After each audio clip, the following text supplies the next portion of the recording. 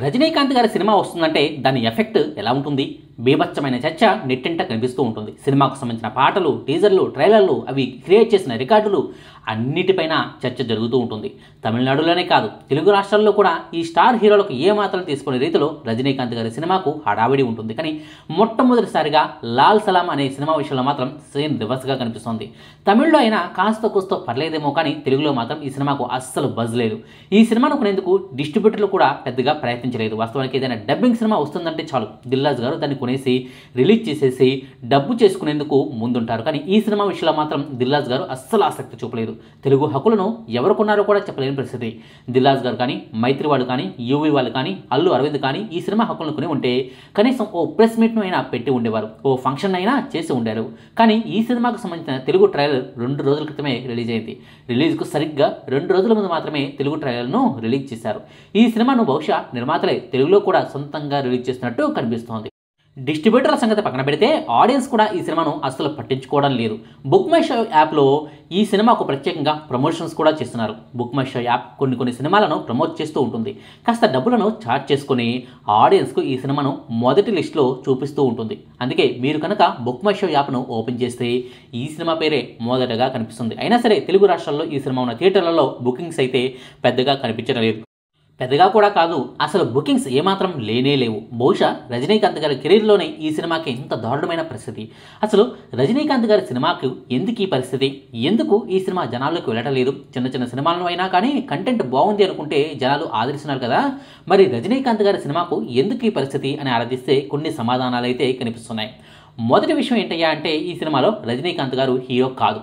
Trailer కట్లో రజనీకాంత్ గారిని చాలా ఎక్కువ సీన్లలో చూపించారు, కానీ ఇది ఎక్స్టెండెడ్ క్యామియో రోల్ అనమాట. ఇంకా క్లారిటీగా చెప్పాలంటే కాస్త నిడివి ఎక్కువగా ఉండే అతిథి పాత్ర లాంటిదనమాట. విక్రాంత్, విష్ణు విశాల్ కాంబినేషన్లో ఈ సినిమా తెరకెక్కుతోంది. రజనీకాంత్ గారు గెస్ట్ రోల్లో నటిస్తున్నారు. అందుకే ఈ సినిమాను తెలుగు సినీ జనాలు రజనీకాంత్ సినిమాగా చూడటం లేదు, అందుకే దీన్ని పట్టించుకోవడం లేదు అనుకోవచ్చు. ఇక మరో కారణం ఏమిటయ్యా అంటే ప్రమోషన్స్ లేకపోవడం.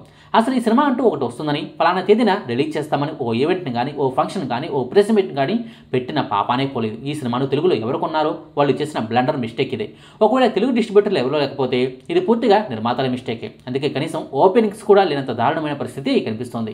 నాకు తెలిసి ఈ సినిమాకు తెలుగు రాష్ట్రాల్లో చాలా షోలు మొదటి రోజే రద్దయిపోతాయి. మినిమం 10 మంది ఆడియన్స్ ఉంటేనే చాలా చోట్ల సినిమాలను ప్లే చేసేస్తున్నారు. ఈ సినిమాకు కనిపిస్తున్న రెస్పాన్స్ను బట్టి చూస్తే ఖచ్చితంగా భారీ సంఖ్యలో షోలు రద్దవటం గ్యారంటీగా కనిపిస్తుంది.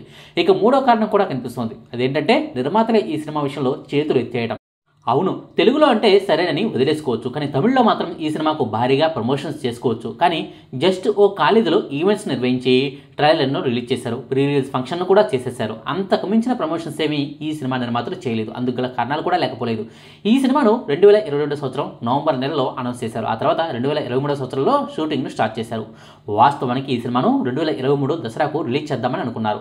రజనీకాంత్ గారి డేట్స్ చాలా తక్కువే అవసరం పడతాయి కాబట్టి మిగిలిన నటులతో చాలా త్వరగా షూటింగ్ను పూర్తి చేద్దామని అనుకున్నారు. కానీ అది సరిగ్గా ప్లాన్ ప్రకారం జరగలేదు. చివరకు జనవరిలో సంక్రాంతికి రిలీజ్ చేద్దామనుకున్నారు. అప్పటికీ వాయిదా అవ్వలేదు. చివరకు ఫిబ్రవరి 9వ తారీఖున అనౌన్స్ చేశారు, రిలీజ్ చేస్తామన్నారు. కానీ విడుదలకు వారం రోజుల ముందు వరకు కూడా వర్క్ జరుగుతూనే ఉంది. వాస్తవానికి ఈ సినిమా కంటెంట్పై నిర్మాతలకు మొదట్లో విపరీతమైన నమ్మకం ఉండేది. రజనీకాంత్ గారి కూతురే ఈ సినిమాకు కథన రాసింది, దర్శకత్వం కూడా చేస్తుంది. కథ బాగుందని ఓకే చెప్తే రాను ఈ సినిమాలో జరిగిన మార్పులు చేర్పులు అన్నవి నిర్మాతలకు నచ్చలేదు. చివరకు సినిమా అవుట్పుట్ను చూసి నిర్మాతలే చేతులు ఎత్తేసినట్టు తెలుస్తుంది. అయినా సరే రజనీకాంత్ గారికి ఉన్న ఇమేజ్తో ఈ సినిమా పాస్ అయిపోతుందని నిర్మాతలు మొదట్లో అనుకున్నారు. కానీ సోషల్ మీడియాలో ఈ సినిమా టీజర్లు, ట్రైలర్లకు వచ్చిన రెస్పాన్స్ను చూసి తమకే కాదు జనాలకు కూడా లాల్ సలాం సినిమా ఎలా ఉండబోతుంది అన్నది తెలిసిపోయినట్టుగా ఓ క్లారిటీకి వచ్చేశారు. ఫైనల్గా కోట్లు ఖర్చు పెట్టిన నిర్మాతల ఆశలు ఆవిరయ్యాయి. తమిళ్లోనే ఇలాంటి పరిస్థితి ఉంటే ఇక దేశవ్యాప్తంగా ఇతర భాషల్లో రిలీజ్ చేస్తే పరిస్థితి ఏంటనేది కూడా అనుమానం కలుగుతోంది.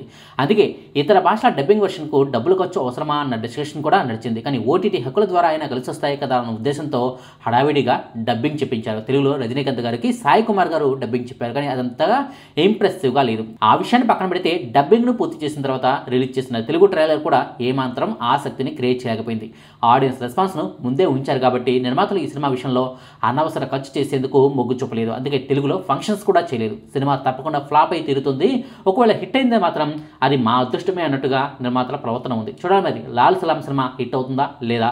రజనీకాంత్ గారి సినిమాకు ఎందుకు ఈ పరిస్థితి అన్న దానికి సంబంధించిన సమాచారం. మీకు ఈ వీడియో నచ్చితే లైక్ చేయండి, షేర్ చేయండి.